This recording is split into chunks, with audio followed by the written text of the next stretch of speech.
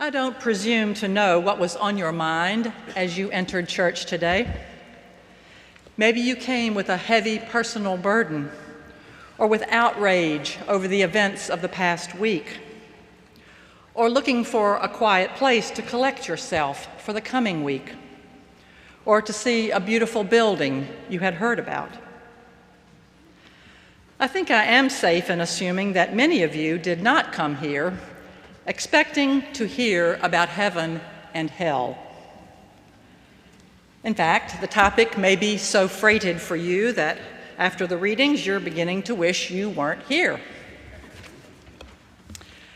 A couple of years ago, heaven and hell got a lot of attention in some religious circles.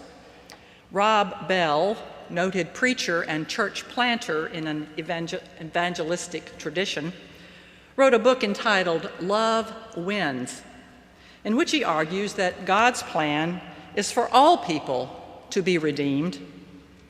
He says the idea that God would subject some people to eternal punishment because they failed to say some formula about Jesus is preposterous and unlike the God of Scriptures. Some people, says Rob, literally try to scare the hell out of people. But he says the church should stop using fear tactics and emphasize God's reconciling love as the basis for coming to Christ. It's a good and quick read. Today's gospel passage from Matthew might provide some fuel for the scare tactics. In verses 40 to 42, we read that at harvest time, the weeds will be collected and burned. In an allegorical explanation of the parable, we're told that this means that all the evildoers will be thrown into a furnace of fire. So we have a picture of some sort of final judgment in which evil is punished and the righteous, the good plants, are saved. But the purpose of this story is not to scare us. It is to provide hope to those who suffer from exploitation, injustice, and violence. As Martin Luther King says, the arc of history is long, but it bends towards justice. And that is not pie in the sky. It's a fierce hope that sustains us as we look for signs of God's promises in the world. That image, I would say, is the far horizon of the story. But I think this parable is more about here and now than it is about God's final judgment. A farmer sows wheat, and an enemy sows weeds in the same field. When the wheat and the weeds begin to grow, the workers ask the owner if they should remove the weeds. The farmer replies, "No, for in gathering the weeds, you would uproot the wheat along with them. Let them both grow until the harvest, and at harvest time the reapers will collect the weeds to be burned and the wheat to be saved." So the parable does speak of an ultimate distinguishing between wheat and weeds.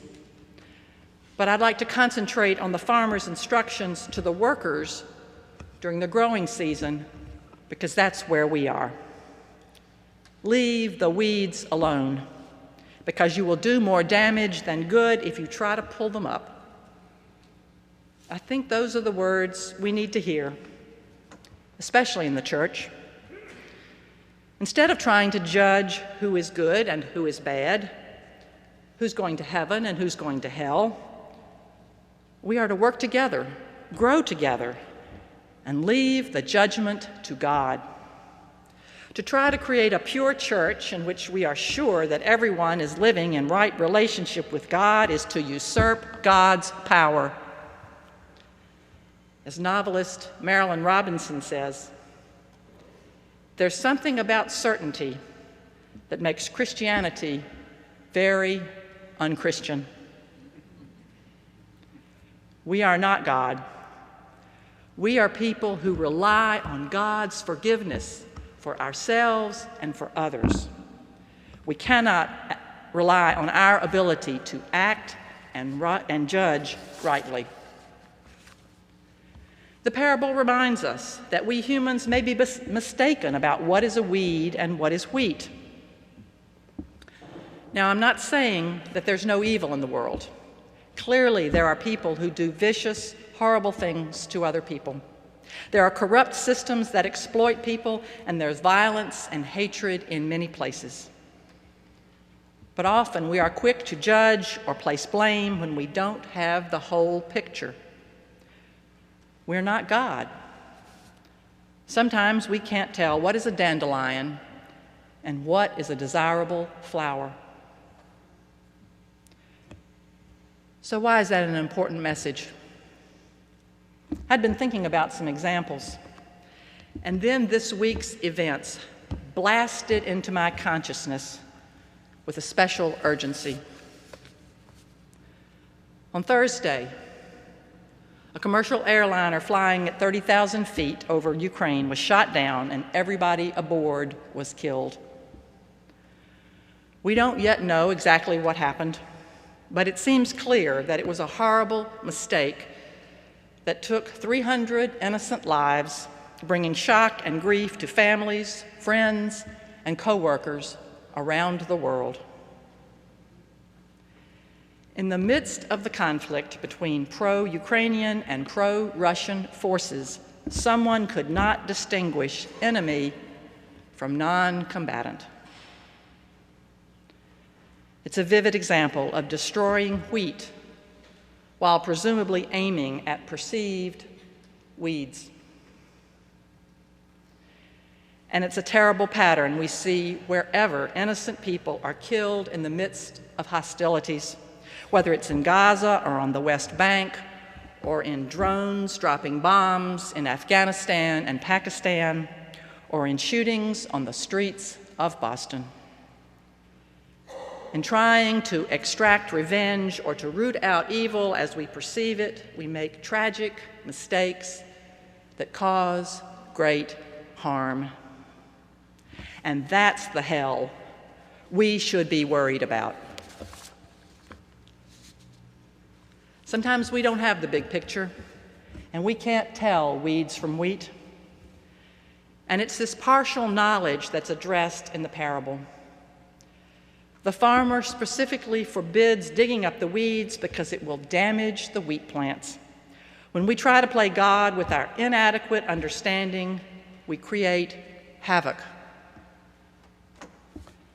A program that had removed wolves from Yellowstone Park was reversed after it became obvious that the wolves were not the enemies they had been assumed to be. Their removal had upset the balance of the ecosystem and inflicted unintentional damage on many other animals and plants. My mother used to talk about making a mess, trying to clean up a mess. I don't want to trivialize the search for justice. There are things that are wrong and that should be righted. And as people of faith, we need to be involved in these struggles, especially when we stand in solidarity with those who have been marginalized, brutalized, oppressed, and victimized. But today's parable reminds us that we must approach this work with humility and with compassion for all involved. Fighting violence with more violence only runs the risk of perpetuating a terrible cycle. How many places around the world are being torn apart right now by ancient grudges over past atrocities?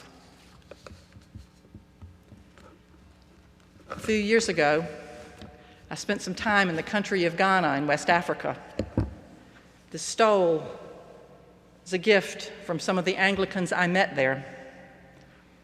I went to Cape Coast, visiting the castle where European traders and militias held captive peoples until they were put on ships as slaves bound for the Western Hemisphere.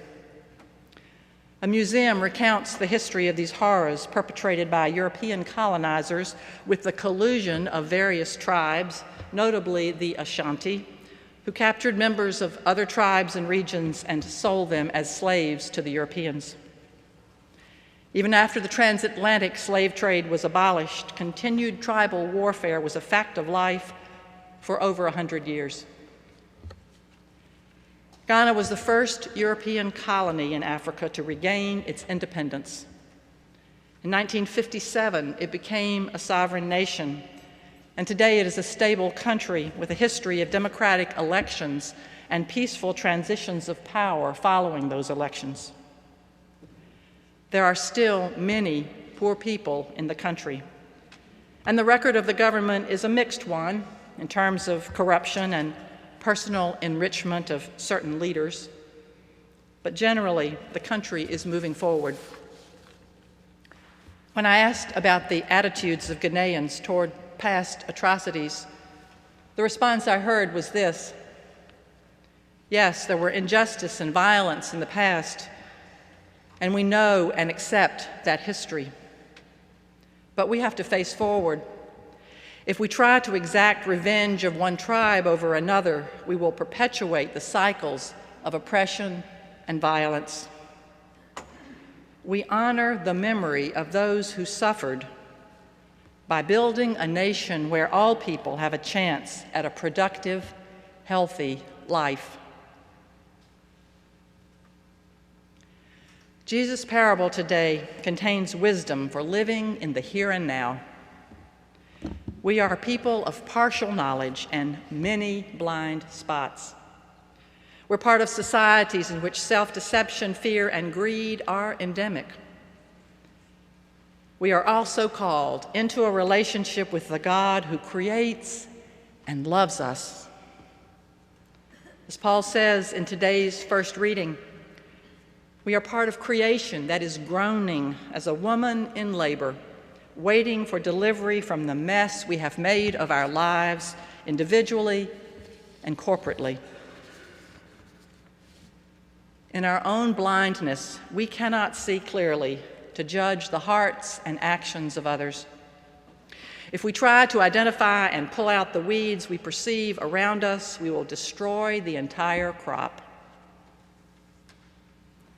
Patience is the order of the day, not to be resigned to evil, but to allow room for God's reconciliation.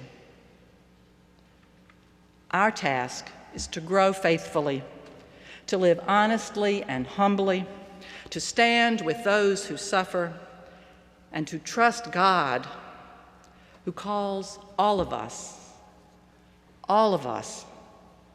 into a world of forgiveness, justice, and peace. Amen.